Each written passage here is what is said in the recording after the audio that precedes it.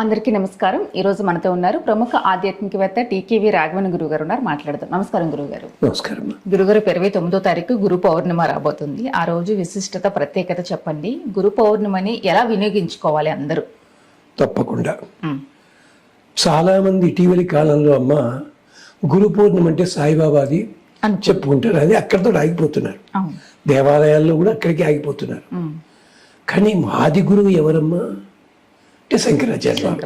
సరే, శంకరాచార్యం చేస్తాం.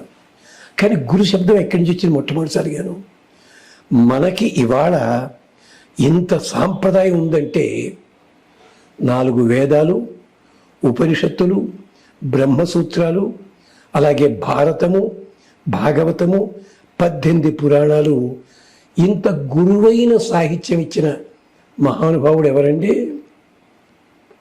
ఈయనే వ్యాసుడు. ఇది వ్యాస పౌర్ణిమ. వ్యాస పౌర్ణిమ అది కాస్త గురు పూర్ణిమ అని చెప్తారు. సంతోషం. వ్యాసుడి ఆవిర్భావం వెనకాలన్న రహస్యం తెలిసినట్టయితే మీరు ఆశ్చర్యపోతారు.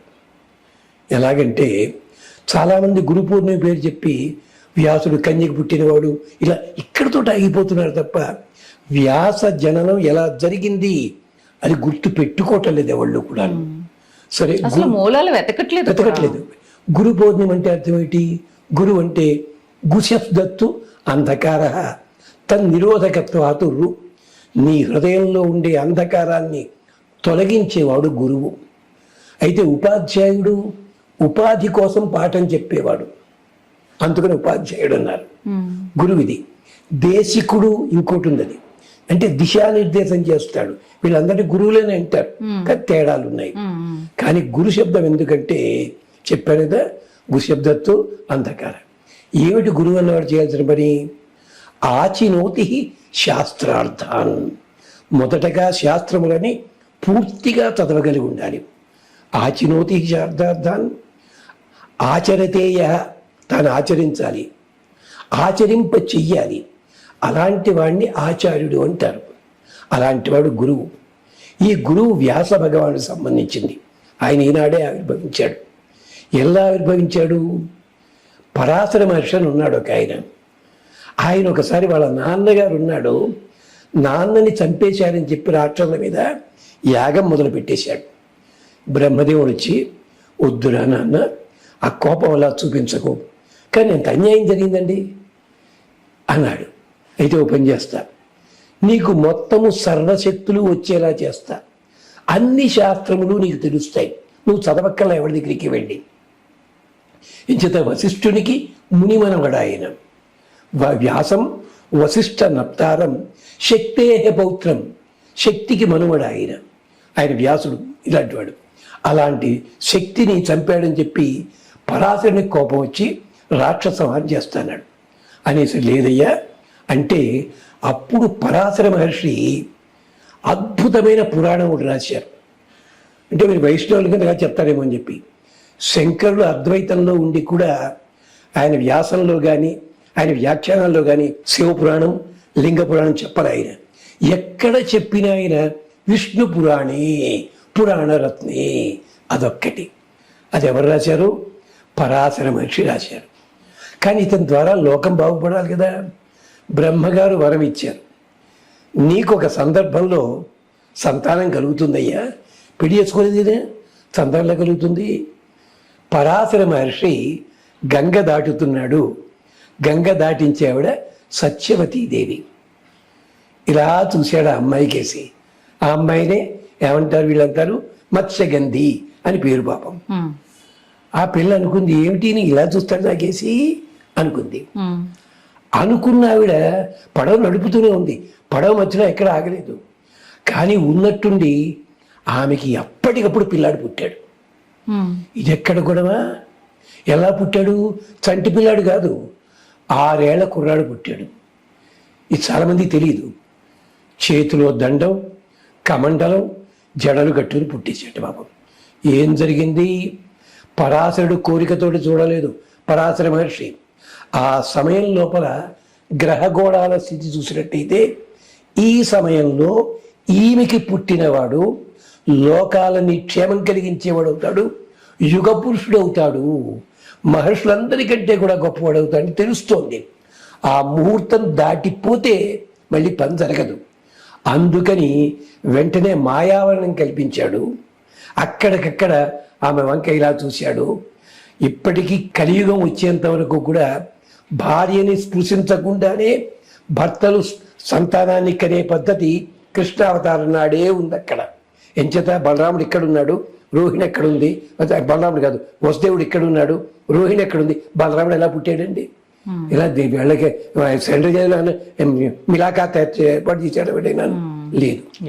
ఇప్పుడు చెప్పాడు, కంగారు పడకమ్మ, నీవు కన్యవే, ఈ కుర్రాడు నీ పిల్లవాడే, నీ దగ్గర ఉండడు, నాతోటే ఉంటాడు, నేను తీసుకెళ్తాను. నీకెప్పుడు అవసరమైతే అప్పుడు నేను పిల్లాడు నీ దగ్గరికి వస్తాడు. అందుకని పరాశర మహర్షికి పుట్టినవాడే వ్యాసుడు. ఆయన ఆవిర్భవించిన రోజే వ్యాస పౌర్ణిమ. అంటే చూడండి, మనమంతా కూడా టైములు చూసుకుని ఆపరేషన్ పంపిస్తుంటాం. పురుడయ్యా ఎవరికైనా ఇది. ఇలా మళ్ళీ ఒక్కటి శాతవాహనుడి విషయంలో జరిగింది, అది వేరే కథ. ఆయన వ్యాసుడు, అందుకని వ్యాస పౌర్ణిమ ఆ మహానుభావుడు ఆవిర్భవించాడు. ఆవిర్భవించి వేదాలు 4 విభాగాలు చేసి పెట్టాడు. గురు పూర్ణిమ నాటిది గుర్తు పెట్టుకోండి. వేదములన్నీ విభాగించాడు. దేనికోసం? ఒకటి కేవలము చదవాలి, అర్థం చేసుకోవాలి. రెండోది చదివి ఎలా ఎలా చేయాలో చూసుకోవాలి. మూడోది ఊహించాలి. నాలుగవది డూస్ అండ్ డోంట్స్ ఉంటాయి దాంట్లో. అదే ఆధార వేదం. 4 వేదాలే. అయిందాక అనుకున్నాడు, వేదాలు అందరూ చదవలేదు కదా, ఏం చేద్దాం? వెంటనే పురాణాలన్నీ రాశాడు. 18 పురాణాలు ఎవరికైనా ఉపయోగిస్తుంది. మహాభారతం రాశాడు, 125 శ్లోకాలు. అయినా తృప్తి కలగలేదు వ్యాసుడికి. దుఃఖపడుతూ కూర్చున్నట్ట. నారదుడు వచ్చాడు, ఏమిడయ్యా సంగతి? లేదండి, ఇంత కష్టపడ్డాను, తృప్తి కలగటం లేదండి. ఎవడు మటుక్కువాడు, ఈ దేవుడే గొప్ప, ఆ దేవుడే గొప్ప, ఈ దేవుడే గొప్ప, ఇప్పట్లాగే ఆనాడు జరిగింది. అప్పుడు చెప్పాడు నారదుడు, అంచితమైన ధర్మ సంచయమంతయు చెప్పితివి, విష్ణు కథలు ఏర్పడ చెప్పవు. ఉన్నది ఒకటే కథ కావాలి, అదే అన్నిటికీ కనెక్టెడ్ ఉండాలి రాయమంటే అప్పుడు భాగవతం రచించాడు. ఎప్పటికీ సంస్కృత పండితులకి భాగవతం చదవాలంటే పీకలకు వస్తుంది. కొన్ని పదాలు చచ్చినా అర్థం కావు వాళ్ళకి. అలాంటి గొప్ప సాహిత్యాన్ని ఇచ్చినవాడు. పోనీ ఆయన గొప్పవాడేనండి.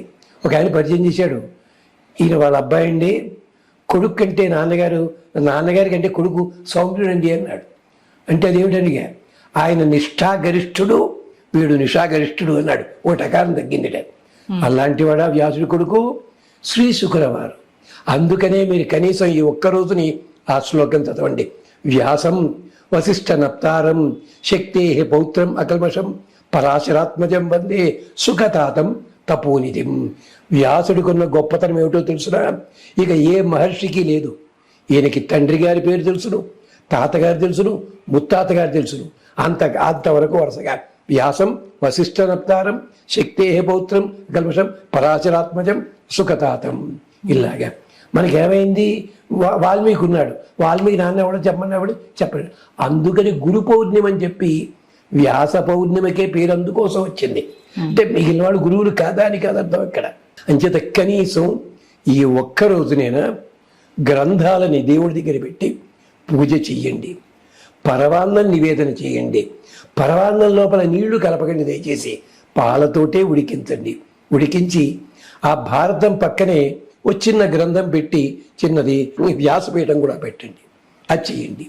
కనీసం ఆ ఒక్క రోజునైనా భగవద్గీత చదివి తీరాలని లేదు, మీ ఇష్టం. పురాణాల్లోంచి ఏ ఘట్టం చదివినా సరే. లేదు, విష్ణు సహస్రనామ స్తోత్రంలో మొదట 3 శ్లోకాలు ఉన్నాయి కదా, ఆ శ్లోకాలైనా చదవండి. వ్యాసుడికి కృతజ్ఞత చెప్పిన వాళ్ళు అవుతాం. సరే, మిగిలిన గురువులు ఉన్నారు, నేను చదువుకున్న గురువులు, ఆయన్ని జ్ఞాపకం చేసుకుంటాను. గురువు అనేసరికి సాయి సద్గురు మహారాజ్ అనుకుంటే అభ్యంతరం లేదు. కానీ గురు పౌర్ణిమ వచ్చింది ఏదికి? పూర్ణిమ అంటే 16 కళలతోటి చంద్రుడు ఉంటాడు. గురువు కూడా అలాంటి వాడే. గురువుకున్న గొప్పతనం ఒక్కటే మాట చెప్తాను. సుందరకాండలో ఒక చోట పక్షిని వర్ణించాడు. పక్షి శాఖ మీద ఉంటుందట, గురువు గారు కూడా ఒక శాఖ మీదే ఉంటాడు. పక్షి శాఖానిలయ. పక్షి 3 గోళ్ళు ముందుకు ఇలా ఉంటాయి, ఓ గోరు వెనక్కి ఉంటుంది. గురువు గారు కూడా ధర్మ అర్థ కామములు 3 ఆయనకి ఉంటాయి. వెనక గోరు మోక్షం, ఆ శాఖ నుంచి కింద పడిపోకుండా ఉంటుందని. అంటే పక్షికి నడిచేది ఈ 3తోటే. ఇది దేనికోసం? గురువు అలాంటి వాడు. అంతేకాదు గురువుకి 2 రెక్కలు, పక్షికి 2 రెక్కలు. ఏమిటి? కర్మ జ్ఞానం అన్నది. ఎక్కడెక్కడో అడవుల్లో తిరిగి దాంట్లోనూ అద్భుతమైన విషయాలు మనకి పట్టుకొచ్చిస్తుంది. చిలుక ఉంది, ఎక్కడో వస్తుంది, కొరికి వెళ్ళిపోతుంది, కానీ ఆ పండు రుచి ఎంత బాగుంటుందండి. అలాంటి వాడే గురువు. అలాంటి గురువులందరికీ కూడా నమస్కారం చేస్తూ వ్యాస పౌర్ణమికి గురువులందరి యొక్క శుభాకాంక్షలు లభించాలి. ఇంట్లోనే మీకు గురువు ఉన్నారు, మర్చిపోతున్నారు. మొదటి గురువు ఎవరు? మాతృదేవో భవ. ఆవిడ నేర్పింది మనకి మాటలు, ఆవిడ నేర్పింది మంచి చెడు, ఆవిడ నేర్పింది. తర్వాత పితృదేవో భవ, ఆయన తర్వాత అందించాడు, తరువాత గురువు. ఇది అందుకని అది విశేషం అని చెప్తూ ఇది గుర్తుపెట్టుకోండి. స్వస్తి.